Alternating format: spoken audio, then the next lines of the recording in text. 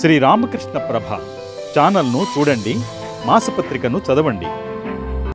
ఇళ్లన్నీ దీపకాంతులతో కళకళలాడే విశేష దినం, ముంగిళ్లన్నీ వెలుగు పూలతో విరబూసే పుణ్యదినం, మోములన్నీ నవ్వుల వెలుగులతో శోభించే శుభదినం, దుష్ట శక్తులను పరిహరించే పవిత్ర దినం, పున్నమి రాత్రిని తలపించే వెలుగుల దినం, దీపావళి పర్వదినం. ఈ దీపావళి పర్వదినాన దీపకాంతుల ఒకవైపు, మతాబుల వెలుగులు మరోవైపు, ఉత్సాహంతో పరవళ్లు తొక్కే పిల్లలు ఒకవైపు, ఆనందంతో పరవశించే పెద్దలు మరోవైపు, ఇలా ఎటు చూసినా ఉత్తేజాన్ని నింపే వాతావరణం, ఆహ్లాదాన్ని పంచే అనుబంధాల సుగంధం. ఈ ఆత్మీయత అనురాగాల ఆస్వాదనలో మనసంతా ఆనందమయంగా, జగమంతా శాంతి నిలయంగా మారిపోతుంది. అయితే ఈ శాంతి ఆనందాలు కేవలం ఒక్కరోజుకే పరిమితమా? మన జీవితాలు నిరంతరం ఆనందమయంగా ఉండాలంటే, మన సమాజం శాంతి నిలయంగా మారాలంటే మన జీవితమే ఒక దీపావళి కావాలి. అందుకు దీపావళి ప్రబోధించే జీవన సూత్రాలను ఆచరించాలి, విలువల పాఠాలను అభ్యసించాలి, ఆధ్యాత్మిక సత్యాలను ఆవిష్కరింపజేసుకోవాలి. సమాజం శాంతి నిలయంగా మారాలంటే దుష్టశక్తులను నాశనం చేయాలి. జీవితం ఆనందమయంగా ఉండాలంటే మనస్సులోని దురాలోచనలను పారద్రోలాలి. పవిత్ర మనస్సుతో సాధన చేసి పరమాత్మను దర్శించాలి. ఏ పండుగ అంతరార్థాన్ని విశ్లేషించినా మానవుడు తనలోని దానవ గుణాలను హతమార్చి మానవత్వంతో జీవిస్తూ దైవత్వాన్ని పొందాలన్నదే సారాంశం. ఈ పండుగలు పర్వదినాలను జరుపుకోవడంలోని ముఖ్యోద్దేశం మానవ జీవిత పరమార్థాన్ని మర్చిపోకుండా ఉండేందుకే. ప్రపంచం ప్రశాంతి నిలయంగా మారాలన్నా, నివాసయోగ్యంగా ఉండాలన్నా దుర్మార్గులు, స్వార్థపరులు, అధర్మవర్తనులు సమూలంగా నాశనమొందాలి. లోకక్షేమానికి భంగం కలిగించే దుర్మార్గుడైన నరకాసురుని హతమార్చిన సందర్భంగా ప్రజలు తమ ఆనందాన్ని వ్యక్తపరుస్తూ జరుపుకునే పండగే దీపావళి. ఇంతకీ ఈ నరకాసురుడెవరు? శ్రీకృష్ణుడికి సత్యభామకు ఏమవుతాడు? హిరణ్యాక్షుడు భూదేవిని అపహరించినప్పుడు మహావిష్ణువు వరహావతారమెత్తి ఆ దానవుణ్ణి సంహరించాడు. భూదేవికి వరహామూర్తికి జన్మించిన వాడే నరకాసురుడు. మానవులను, మునులను, దేవతలను హింసలకు గురిచేస్తూ ఎంతోమంది స్త్రీలను చెరసాలలో బంధించి అకృత్యాలకు పాల్పడుతూ ముల్లోకాలను పట్టిపిడుస్తున్నాడు నరకాసురుడు. ఈ దానవేంద్రుడు పెడుతున్న బాధలకు తాళలేక మానవులు, మునులు, దేవతలు నరకాసురుణ్ణి వధించమని శ్రీకృష్ణుణ్ణి వేడుకున్నారు. అప్పుడు శ్రీకృష్ణుడు సత్యభామా సమేతుడై నరకాసురుణ్ణి సంహరించాడు. విష్ణువు అవతారమైన శ్రీకృష్ణుడు, భూదేవి అవతారమైన సత్యభామల కుమారుడే నరకాసురుడు. నరకాసురుడు తమ కుమారుడైనప్పటికీ లోకక్షేమం కోసం, ప్రజాక్షేమం కోసం వధించారు. నేటి సమాజంలో విచ్చలవిడిగా దుష్కార్యాలను చేస్తున్నా, అదుపాజ్ఞలు లేకుండా అకృత్యాలకు పాల్పడుతున్నా, దుర్మార్గులను శిక్షించడానికి కడుపు తీపి, బంధుప్రీతి, అధికార శక్తి, స్వలాభాపేక్ష, స్వార్థబుద్ధి అడ్డుతగులుతున్నాయి. అరాచకాలు, అకృత్యాలు, అన్యాయాలు చేస్తే కఠినంగా శిక్షింపబడతామనే భయం లేకపోవడం వల్ల దుర్మార్గులు స్వేచ్ఛా విహారం చేస్తున్నారు, దుష్కార్యాలను నిర్భయంగా కొనసాగిస్తున్నారు. ఇలాంటి పరిస్థితుల్లో ఏ దేశం శాంతి నిలయంగా ఉంటుంది? ఏ సమాజం నివాసయోగ్యమవుతుంది? సమాజంలో చీడపురుగులు లేకుండా చేయాలంటే తల్లిదండ్రులు మొక్కై వంగనిది మానై వంగునా అనే సామెతను గుర్తుంచుకుని పిల్లల్ని చిన్నప్పటి నుండే సన్మార్గంలో నడిపించేందుకు ప్రత్యేక శ్రద్ధ వహించాలి. తల్లిదండ్రులు పిల్లల్లో అబద్ధాలాడటం, దొంగతనం చేయటం, ఇతరులను హింసించడం లాంటి దుర్గుణాలను గమనించినప్పుడు వారిని సమర్థించకుండా సరిదిద్దటానికి ప్రయత్నించాలి. తల్లిదండ్రులు పిల్లల మనస్సులోని కలుపు మొక్కలనే చెడుభావాలను ఎప్పటికప్పుడు తురించివేయాలి.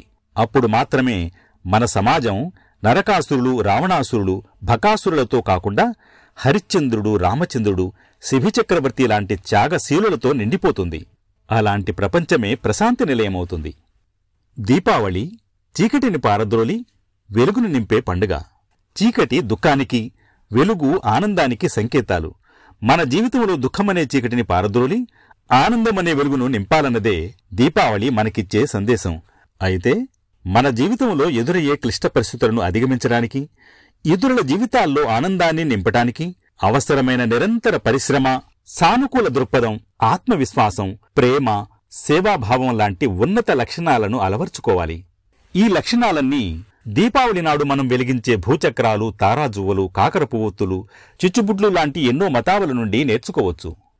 వెలుగులను విరజిమ్ముతూ గిర్రున తిరిగే భూచక్రం సోమరిగా ఉండకుండా ఉత్సాహంతో నిరంతరం పరిశ్రమించాలి అని నేర్పుతోంది. నిప్పులను వెదజల్లుతూ నింగికెగసే తారాజువ్వ జీవితంలో ఉన్నత లక్ష్యాలను ఏర్పరచుకోవాలని, సానుకూల దృక్పథంతో ఆలోచించాలని, ఆత్మవిశ్వాసంతో అవరోధాలను అధిగమించి ఉన్నత శిఖరాలను అధిరోహించాలని నేర్పుతుంది.